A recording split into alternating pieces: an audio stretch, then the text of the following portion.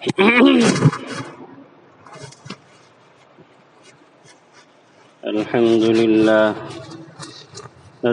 لله نحمده ونستعينه ونستغفره ونؤمن به ونتوكل عليه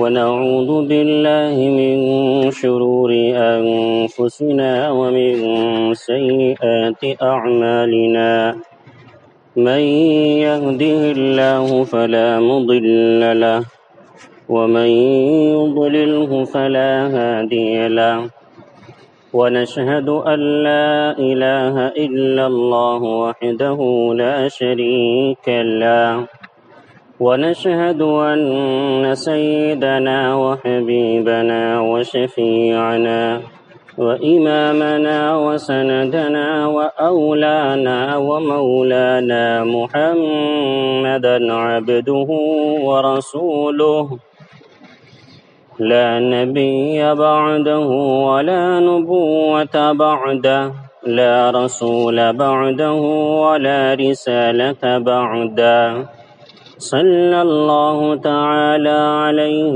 وعلى آله وأصحابه وأزواجه وذرياته وبارك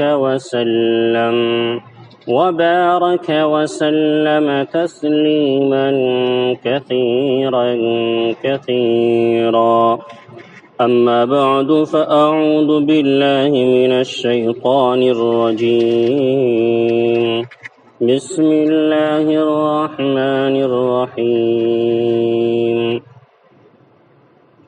الحج أشهر معلومات فمن فرض فيهن الحج فلا رفث ولا فسوق ولا جدال في الحج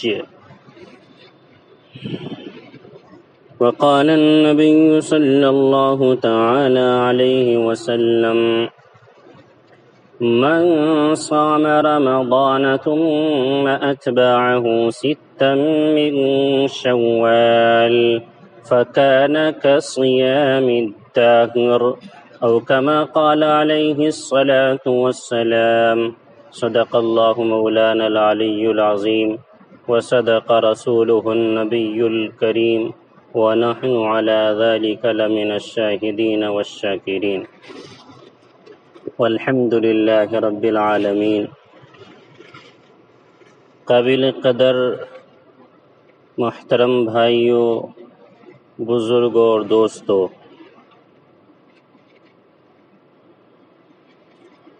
شوال المکرم کا مہینہ چل رہا ہے اور اس سے پہلا مہینہ بابرکت عظیم الشان مہینہ گنہگاروں کی مغفرت اور بخشش کا مہینہ رمضان المبارک اللہ کے فضل سے ہم نے پایا۔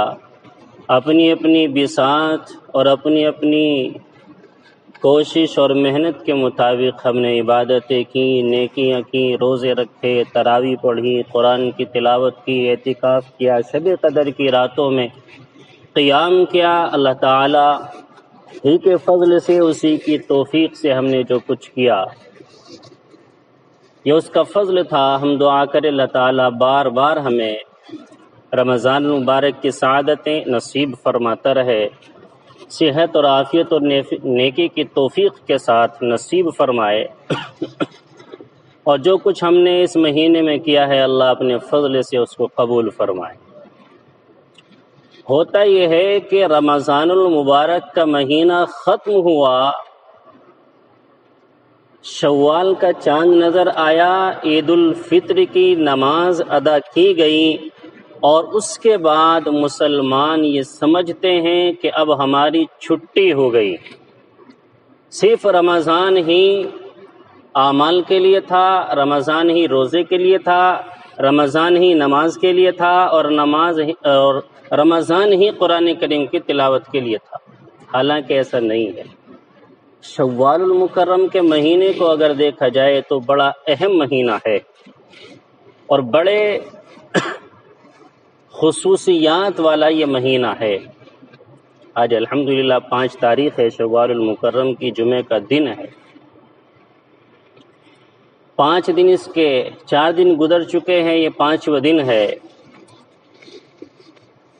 اس مہینے کی خصوصیات آپ حضرات ملاحظہ فرمائیں تاکہ معلوم ہو کہ یہ مہینہ کتنا اہم ہے۔ سب سے پہلے تو یاد رکھیں، اللہ کے نبی صلی اللہ علیہ وسلم نے فرمایا کہ اس شوال کے مہینے میں 6 روزے رکھنے کی بڑی فضیلت ہے۔ من صام رمضان، آقا علیہ السلام فرماتے ہیں جس نے رمضان کے روزے رکھے، ثم اتبعہ 6 من شوال، پھر شوال المکرم کے 6 روزے رکھ لیے، جس کو عوام الناس میں شش عیدی یا عیدی کے روزے کہا جاتا ہے۔ فرمایا ان کا رکھنا مستحب ہے۔ بعض حضرت نے سنت اور مسنون لکھا ہے، لیکن اس کے فضیلت آقا علیہ السلام فرماتے ہیں کہ جس نے 6 روزے شوال کے رکھ لیے، ایسا ہے جیسے اس نے پوری زندگی کانا کسیام الدہری، پوری زندگی پورے زمانے بھر اس نے روزے رکھ لیے۔ علماء اکرام نے اس کا مطلب لکھا ہے جیسا کہ اس نے پورے سال روزے رکھ لیے۔ تو پھر مطلب یہ بیان کیا گیا کہ اللہ کا یہ قانون ہے، وہ ایک نیکی پر 10 اجر عطا فرماتا ہے۔ من جاء بالحسنۃ فلہ 10 امثالها، کہ جو ایک نیکی لے کر آئے گا اللہ اس کے جیسی 10 نیکیوں کے برابر اس کو ثواب عطا فرمائے گا۔ یہ اللہ رحمان الرحیم حلیم و کریم کا قانون ہے، اس کی عدالت کا، اس کی بارگاہ کا۔ اور جو برائی کرتا ہے، فرمایا برائی ایک کی ہے تو ایک ہی برائی کا بدلہ اس کو دیا جائے گا، لیکن نیکی اگر کرتا ہے تو اللہ کا یہ قانون ہے کہ 10 نیکیوں کی برابر۔ لہذا 30 روزے رمضان المبارک کے رکھے، 10 سے اس کو ہم ضرب دے دیں تو یہ 300 بن جائے، گویا کہ آپ نے 300 روزے رکھے۔ پھر 6 روزے شوال کے آپ ملا لیں اور پھر وہی 10 سے اس کو ضرب دے دیں تو 6 × 60 روزے یہ بن جائیں۔ تو 300 رمضان کے اور 60 یہ، گویا کہ 360 دن، اور قمری مہینے کے اعتبار سے، چاند کے مہینے کے اعتبار سے سال میں 360 ہی دن بیٹھتے ہیں۔ لہذا 360 دن اور 360 روزے رکھنے کا ثواب اللہ تعالیٰ اپنے بندوں کو عطا فرماتا ہے۔ حضرت ابو ایوب انصاری رضی اللہ تعالیٰ عنہ کی روایت ہے اور صحیح حدیث موجود ہے۔ لہذا ہمیں چاہیے کہ ہم شوال المکرم، اور ہمیں اتنی سہولت اس میں دے دی گئی، اتنی چھوٹ کہ عید کے اگلے دن سے ہی رکھنا ضروری ہے، نہیں۔ لگاتار 6 روزے پورے کرنے ضروری ہے، نہیں۔ درمیان میں آپ الگ الگ متفرق اور مختلف طور پر بھی رکھ سکتے ہیں۔ 2 دن کے بعد رکھنا چاہیں، 4 دن کے بعد رکھنا چاہیں، بس شرط یہ ہے کہ شوال کے مہینے کے جو یہ 30 دن ہیں، ان 30 دنوں میں سے 6 کی تعداد آپ پوری کر لیجئے، آپ کو یہ فضیلت حاصل ہو جائے۔ اور کتنا بڑا عمل ہے، اگر کوئی انسان یہ چاہے کہ میں پوری زندگی روزے رکھوں تو شریعت نے اس کو اجازت نہیں دی، شریعت نے اس کو پسند نہیں کیا، لیکن ثواب ضرور دے دیا اس چیز کا۔ اس طریقے سے فضیلت حاصل کیوں اجازت نہیں دی؟ اس لیے کہ اگر کوئی انسان پورے سال روزے رکھنے چاہے تو رکھ ہی نہیں سکتا۔ ایام تشریق کے دن ہیں، عید کے دن ہیں، ایام تشریق کے دن، فرمائے ان میں روزہ رکھنا حرام ہے، یہ اللہ کی طرف سے اکرام کے اور مہمانی کے دن ہیں۔ اسی طریقے سے یہ بھی شریعت کے اندر ناپسندیدہ ہے کہ کوئی انسان لگاتار پہ در پہ مسلسل روزے رکھے، اس لیے کہ ایسا کرنے سے صبح صادق کے وقت کھانا کھانے کی عادت بن جائے گی اور سورج غروب ہونے کے بعد عادت بن جائے گی، اور درمیان کا جو حصہ ہے اس میں بھوکا رہنے کی آدمی کی عادت بن جائے گی، اس سے کوئی فائدہ ہی نہیں ہوگا۔ ہاں اگر کوئی اس طریقے سے رکھنا چاہے، ایک دن چھوڑ کر اگلے دن رکھ لے، پھر ایک دن چھوڑ کر اس سے اگلے دن رکھ لے، اس کو صوم داؤدی کہتے ہیں۔ حضرت داؤد علیہ السلام اس طریقے سے روزہ رکھا کرتے، اس کی اجازت ہے، لیکن اتنے لمبے مسلسل عمل کو کون کرے گا؟ لیکن میرے بھائیوں، بزرگوں اور دوستوں، اللہ نے اس امت محمدیہ کو ان 6 رمضان کے 30 روزے اور شوال کے 6 روزوں پر پورے سال ثواب اور فضیلت کا اجر عطا فرمایا۔ دوسرے علماء کرام نے لکھا ہے جیسے ہم نماز پڑھتے ہیں، نماز میں کوتاہیاں ہوتی ہیں تو کل قیامت میں ہماری سنتوں کو دیکھا جائے گا، ہماری نفلوں کو دیکھا جائے گا۔ جس نے سنتیں پڑھی ہوں گی اور جس کے نامہ اعمال میں نفلیں زیادہ ہوں گی اور اس کے فرائض میں کمی ہوگی تو نفلوں سے اور سنتوں سے پورا کر دیا جائے گا۔ اسی طریقے سے یہ 6 روزے ایسے ہی ہیں، سنت کے درجے میں، نفل کے درجے میں تتمہ ہیں اور تکملہ ہیں، یعنی رمضان کے 30 روزوں میں جو غلطیاں، کوتاہیاں اور کمی اور خامیاں رہ گئی ہیں، جیسے صدقۃ الفطر اس کو پورا کرتا ہے، ایسے یہ روزے بھی اس کو پورا کرنے کے لیے مکافات کا درجہ رکھتے ہیں اور اس کی تلافی کرنے کا گویا سامان بن جائیں گے۔ اس لیے اللہ کے نیک بندے اور اللہ جنہیں توفیق دیتا ہے، بہت سی مائیں اور بہنیں گھروں کے اندر ان روزوں کو پابندی سے رکھتی ہیں، لیکن مسئلہ یاد رکھیں اس میں لگاتار رکھنا شرط نہیں ہے، اور عید کے اگلے دن ہی سے فوراً 1 دن بعد رکھنا بھی ضروری نہیں ہے۔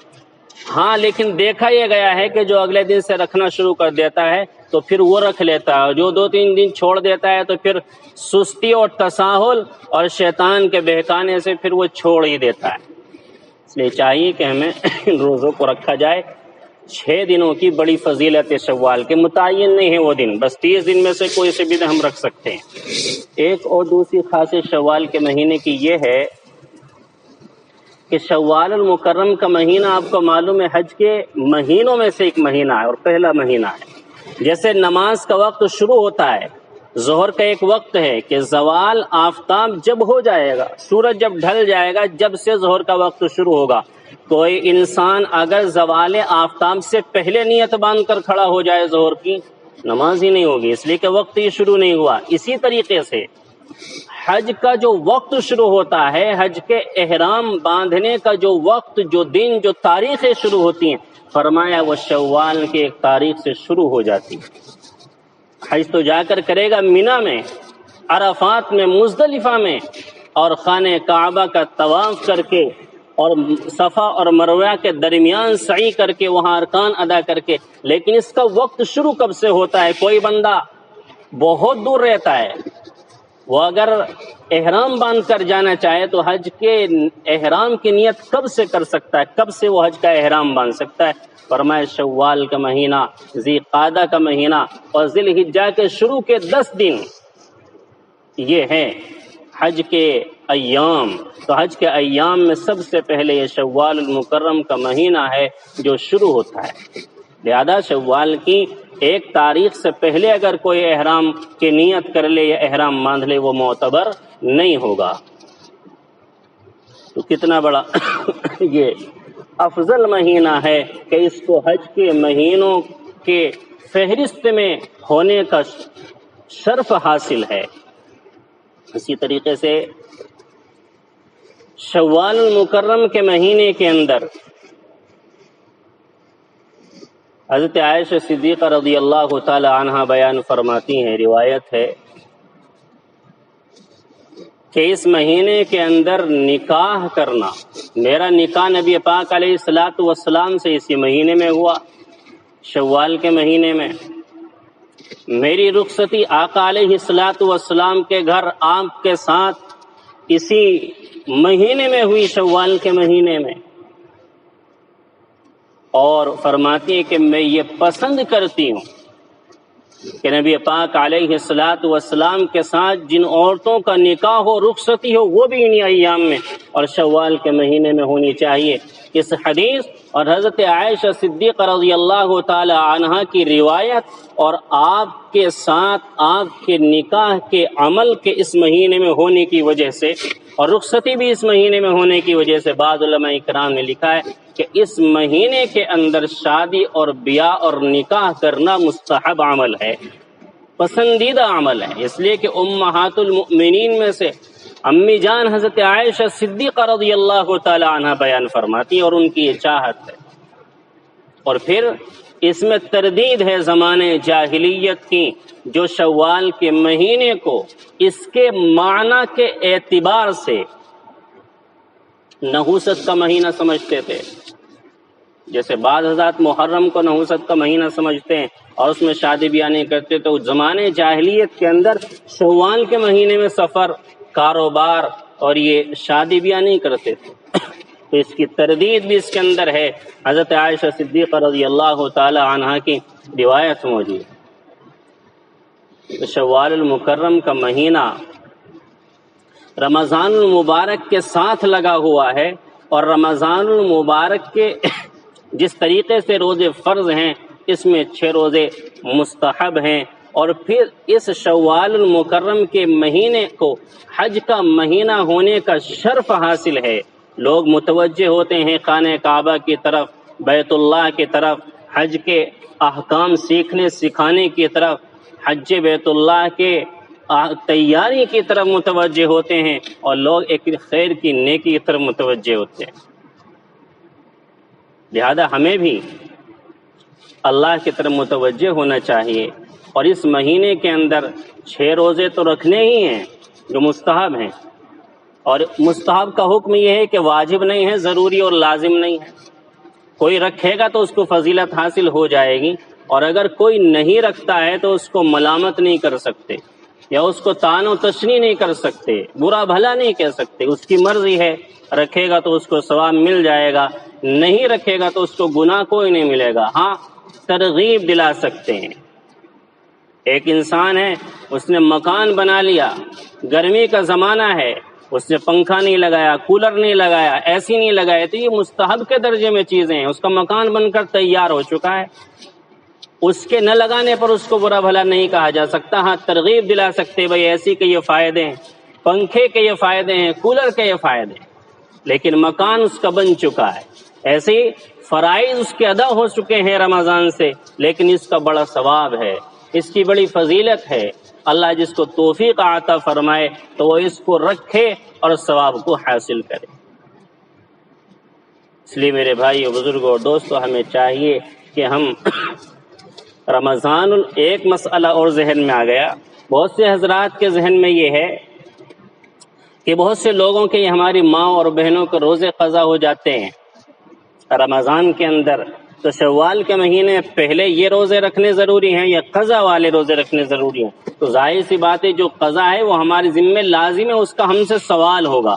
اگر کسی کے روزے قضا ہیں تو پہلے ان کو رکھنا ضروری ہے، لیکن اگر کسی نے وہ پہلے نہیں رکھے، نفلی روزے یہ پہلے رکھ لیے، تو تب بھی کوئی مذائقہ نہیں، کوئی حرج نہیں ہے، یہ اس کے ادا ہو جائیں گے، فضیلت اس کو بھی مل جائے گی۔ اور قضا روزے جب تک وہ نہیں رکھے گا، یہ نہیں رکھیں گی، تو اس کے اوپر قضا روزے باقی رہیں، ذمے سے ساقط نہیں ہوں گے۔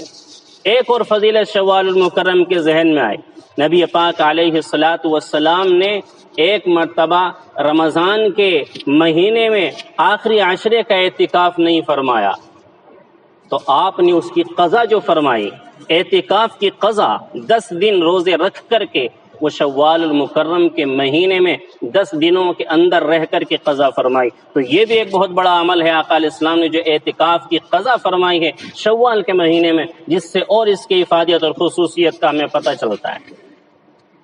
معلوم یہ ہوا کہ ہم سب کو اللہ کی طرف اس مہینے میں متوجہ رہنا چاہیے، اور خیر کی طلب اور کوشش کرنی چاہیے، اس لیے کہ ہمارے رمضان کے اعمال قبول ہوئے یا نہیں ہوئے، یہ پہچان اور دلیل ہے مقبولیت کی، کہ اگر ایک نیکی کے بعد انسان کو اور نیکی کی توفیق مل رہی ہے تو اس بات کی علامت ہوتی ہے کہ انسان کا پچھلا عمل اور پچھلی نیکی اور پہلی نیکی قابل قبول ہے۔ اور نیکی کرنے کے فوراً بعد اگر وہ گناہ کرنے کی کوشش کرتا ہے اور فوراً آزاد ہو کر کے شیطان کے پیچھے چلنا شروع کر دیتا، فرمایا کہ اس بات کی علامت ہے کہ اس کا پہلا عمل اللہ کے یہاں قابل قبول نہیں ہوا۔ اس لیے ہمیں چاہیے کہ ہم اللہ سے ڈریں اور شیطان سے بچیں اور اپنے اوقات کو ضائع ہونے سے بچائیں، آخرت کی تیاری میں لگائیں۔ وقت بڑا نازک ہے، بڑے سنگین حالات ہیں، دعا کرے اللہ تبارک و تعالی ہم سب کو ان برے حالات سے، اس بیماری سے جلد از جلد نجات عطا فرمائے، ہماری عبادت گاہوں کو اللہ رب العزت وا فرمائے اور ہم سب کو اپنی بارگاہ میں پھر جمع فرمائے۔ وآخر دعوانا ان الحمد للہ رب العالمین۔